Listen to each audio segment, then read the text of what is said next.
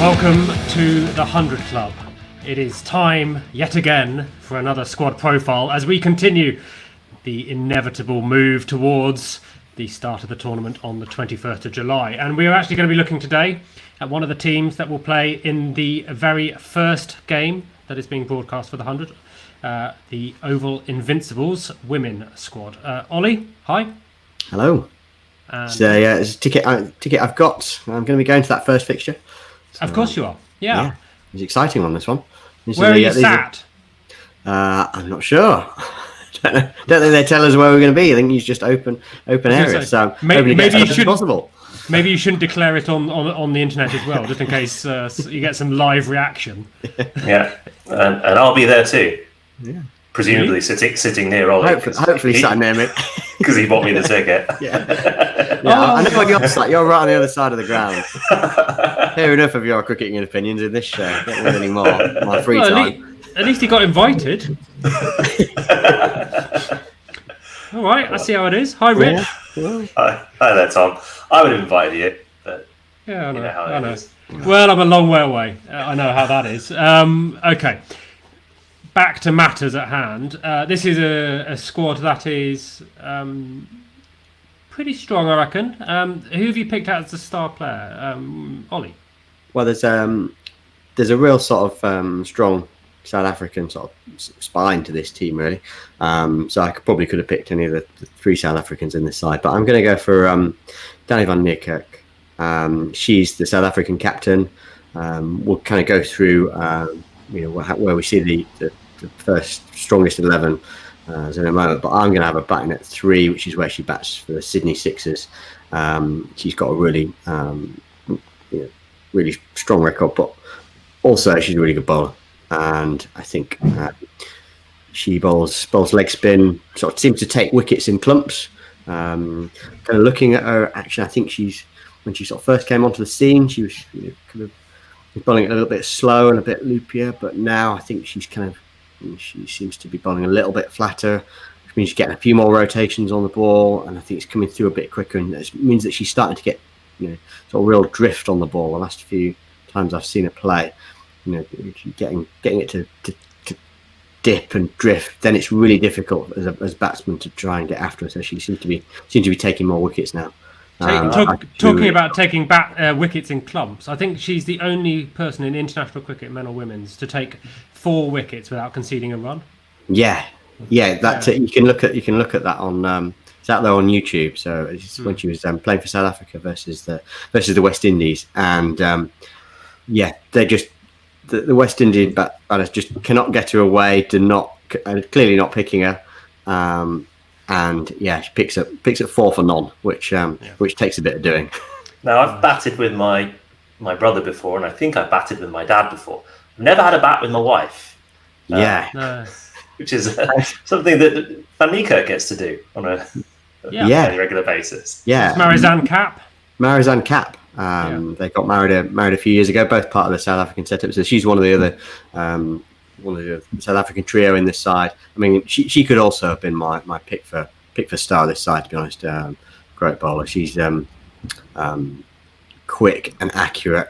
Quite sort of tall, and also picks up wickets in clumps. She's got hat tricks for the Sydney Sixers before.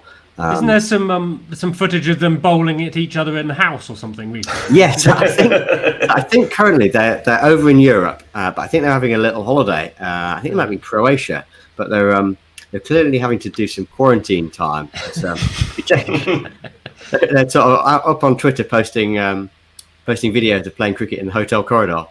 So as you do. Nice. Committed to cricket if you. Finding some space to have a net in the corridor keeps you playing straight, I suppose. So corridor of uncertainty. Absolutely, the original. So hopefully the South African expat community based in Tooting will be jumping on the Northern Line to go and support in force, given the South African connection. But they're both kind of, I mean, Kapp's 31, Van Niekerk's 28. I mean, who's going to inject a bit of youth into this side, Tom? Well, I've gone for Mady Villiers, so English player, 22 years old, so definitely on the younger scale. And in truth, this is quite a well balanced squad, I think, in terms of age across the whole team. Mady is bowling right hand off breaks, and has now played 12 T20 internationals for England. So, clearly a very talented individual who's starting to really get some momentum in the game as a whole. So she's taken in those 12 games, 11 wickets, at average of 16.72. So really quite economical as well. I think the game and her style will fit very nicely into the 100, and I expect her to go a long way.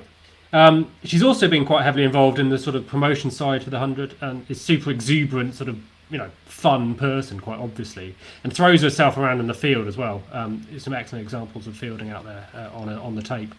But one thing I will be interested to see is where she's going to bat for the Invincibles. So Sunrisers is the domestic T20 club, and she bats for them at 4. And is improving quite quickly. I think the average is still around 10, but starting to put some scores together. But she's still batting, I think, at 10 for England. So I don't know quite where the Invincibles are going to slot her into the batting lineup. I suppose that'll be a choice for the selector.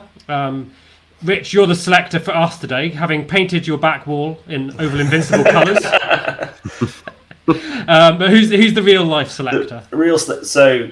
This is obviously a new tournament. They're going to be travelling around the country, visiting these new teams. So naturally, you want a geography teacher in charge, and that's what the Oval Invincibles have done with John Batty. And he's not just a geography teacher, which is what PE teachers teach when they have to get in the classroom. He's also a very, very good cricket coach and had a very good playing career. I don't know if you guys remember John Batty as being part of that Surrey side that swept all before them in the early 2000s, when Alex Stewart was obviously playing for England most of the time. So Batty was the wicketkeeper in that team. Had a very good domestic career. I think quite a lot of people would say was unlucky never to play for England. But he retired back in 2013, and he's gone into coaching, mostly part time whilst being a school teacher. And he's been involved in the Surrey Stars setup for the last few years. And this year sort of took on the role of coaching Surrey and also the Oval Invincibles team, which happily for him takes place during the school holidays. So no clash there. But I think he's gone about it the right way. He's come through in terms of the domestic system. I think this could be a jumping off point to kind of other coaching roles. But certainly a big pedigree in the game. A lot of experience in terms of coaching youngsters from being head of cricket at various schools. So I think he'll be kind of ideally suited to bring through this young crop of players. Kind of just shows how the money in cricket has changed there. Sort of his equivalent today would go and play some franchise cricket around the world and make his money and not then have to retire and get a proper job. That's to do. I don't know who it was who had the siren going off behind them then, but I suspect that was the Geography Teachers Union or the PE Teachers Union, one of the two. He's not the only link to former players in the men's game. Georgia Adams, her dad was Chris Adams, if you remember him as well. The successful player. And in fact, I've got Georgia actually opening the batting in my lineup for the Invincibles. Ollie, who have you gone for? Same here. Yeah, I had Sarah Bryce, who opened for the Lightning, opening with Georgia Adams. Who's opening for the Vipers. So kind of got two natural openers, if you like. Yeah, I was exactly the same with myself there. So Sarah Bryce is the sister, more familial connections, of Catherine Bryce, who's with the Trent Rockets, Scottish international. Will probably keep, I think, for this team as well. Yeah, I think I juggle this around a bit. I think we'll keep in my side as well. But not in much nick, actually, having had a look through the recent stats. So I'll be keen to see how she gets on in the first few games. It's like she's due a score. Yeah. That's the way to look at it. She's due one. Yeah. We all have those moments. You can't blame someone for that. But it's sufficiently talented about 20 years, but never mind. I've then gone with Van Niekerk and Kapp. Are you going Kapp? I had Kapp coming in 5, which is Okay. which is where she tends to bat in the Big Bash. Yeah. Although occasionally she has come in at the fall of the first wicket, and I think that's a tactic around you. If there's still balls left in the power play, I think she kind of occasionally gets pumped up the order just to have a swing. What do you think, Rich? Interesting tactic. What number is she batting in the corridor at the minute? Do we know? Right, she's opening the bowling from the fire door end. Well, I need to know who the alternative 4 is, I suppose. Ollie, who you got in at 4? I was putting Fran Wilson at 4. Okay, that makes sense to me. Yeah. I had them the other way around, but I'm happy to go with that. I mean, Fran Wilson, all-format England player, averaging 22.25 in the 30 international T20 matches she's played, and again another really good fielder as well. Yeah, I think it might well depend upon the situation. So Okay. I think Wilson, if you've still got lots of balls left to face, and you want somebody that's going to getting quickly but score kind of in a more orthodox manner, then you want Wilson. Whereas perhaps if you just want quick runs, just to set a target, or you perhaps a bit behind the rate, then you might put Kapp in. Okay. Happy, Rich? So, well, you pretty much agreed there, right? You've got the not far off. Not far So let's. How about the all-round spots? More consensus, or is it a bit more debate at this point?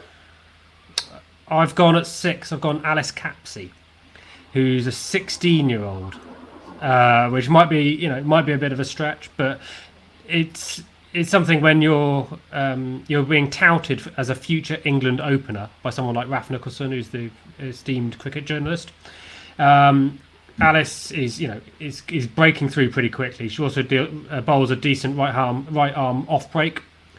So I felt that somewhere in the middle order would be right, alongside maybe Grace Gibbs, who's had a reasonably poor Rachel Hayhoe Flint Trophy, fair to say, with the ball, failed to take a wicket, but he's still suitably talented in and around the England setup as well. I don't know about you, Ollie. Was that I had Capsey followed by Gibbs as well. So yes, we've gone for the same wildcard option. Just in case anyone's wondering, we genuinely don't talk about these before. Yeah, we've not been conferring. But yeah, Capsey's been batting at 3 for the Stars. So yeah, I think she's been in a decent bit of nick with both bat and ball. So kind of on form. I've got her coming in next, and then as you say, Gibbs has not had a great time with the ball, but she's been batting at 5 as well. So I think that's a reasonable sort of reasonable middle order. What was the dilemma there? If you hadn't gone for Gibbs, was there somebody else knocking at the door who could have taken her role, or potentially could if her poor run continues? I wondered about Joe Gardner, who's absolutely a good quality all rounder, 24 years old. But there was that option, or there's the option of bringing in a specialist keeper and someone like Rihanna Southby. Again, can clearly bat with the England Academy set up at the moment. So again, plenty of talent there. Yeah. But I thought if you're going to have Bryce keeping, then that might be a space you could save. Yeah. So I consider that, and the conversation I might want to have is whether Bryce thinks that giving up the gloves for a few games would allow her to just focus on her batting. And if you get Bryce, kind of back in the runs again. Then it's possibly worth a spot lower down the order to have a specialist keeper. So, so it could be a tactic. Yeah, I also considered Gardner. She tends to bat a bit further down the order. I think she's been batting at 8 for the Sunrisers, but made 42 last week. So is in a bit of nick as well. Bowled some useful off breaks. So yeah, she was kind of probably pushing for a spot as well in my 11. So who's going to be doing the bowling then for these Invincibles? So the back 4 for me were Mady Villiers, Eva Gray, Tash Fant, and Shabnim Ismail.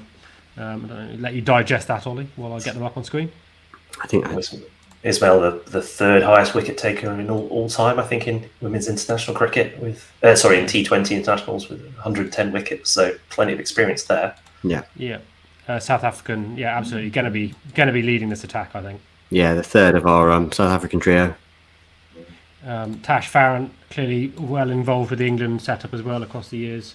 Left-handed medium bowler, has taken, I think she's had 15 England appearances. The only concern about her is she can be quite expensive, and so you wonder if she gets put under a bit of pressure, under a bit of tap, whether that's going to be a problem for the Invincibles. Is that the same for you, Ollie? Oh, the other name worth mentioning is Danielle Gregory. So young leg spinner, has only sort of just broken through really sort of kind of this year, but she's been picking up wickets in the Charlotte Edwards Cup. Kind of decent economy rate, keeping it down below 6.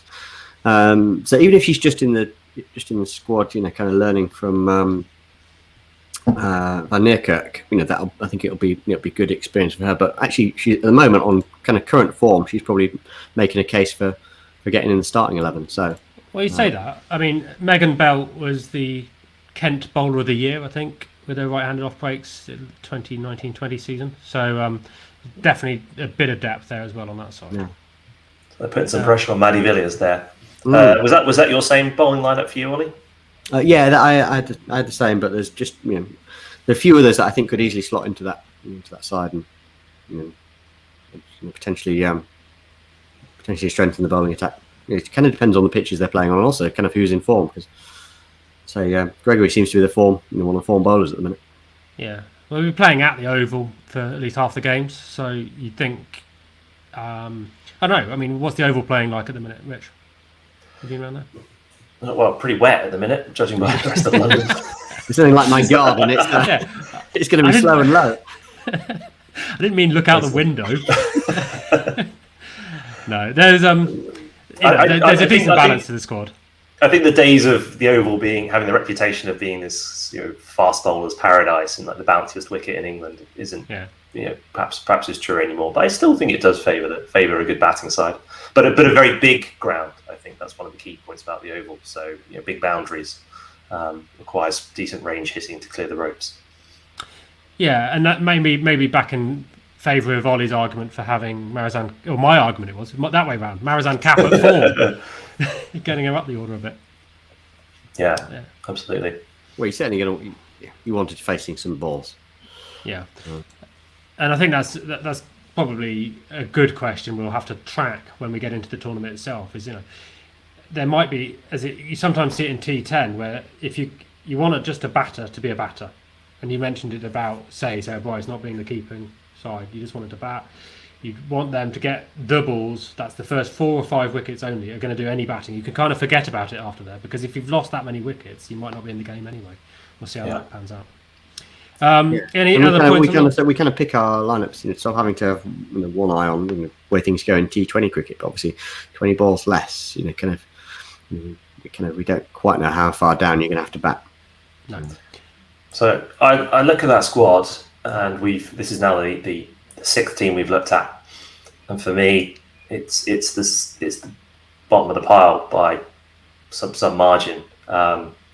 Which isn't to say it's not a good squad of cricketers. It just doesn't seem strong as the other teams. The 2 England centrally contracted players, Fran Wilson, Tash Farron, aren't getting into the side at the minute. Maybe they'll feature in the T20s against India, but they weren't involved in the tests or the one days. And again, the South African players are very experienced, but are they best in the world quality? And as you kept mentioning about some of the domestic players, very few of them in really good nick at the minute. So I worry for them a little bit. Yeah. I think I agree. Yeah. I think kind of the South African trio kind of need to try and sort of be the spine of this team and kind of try and hopefully then get everybody else into form to kind of play around them a little bit.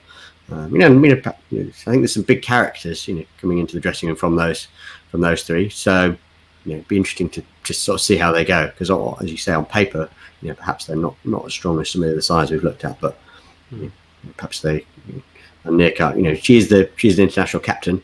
Can she kind of demonstrate her leadership skills into turning this? We don't until they play the game. It's either her or it's John Batty. Put the school books down, get a hold of your team, and get some wickets. Okay, so thank you for joining us again on that squad profile. We kept it nice and tight, I think, but that's all to prove for the Oval Invincibles. We're not convinced. So, Ollie, Rich, unless you've got any final closing comments, it's been a pleasure. See you soon. If you've enjoyed the content, then let us know. Give us a like and we'd appreciate it. And we'll be seeing you next time for the men's squad from the Oval Invincibles. Until then, good night. Bye bye.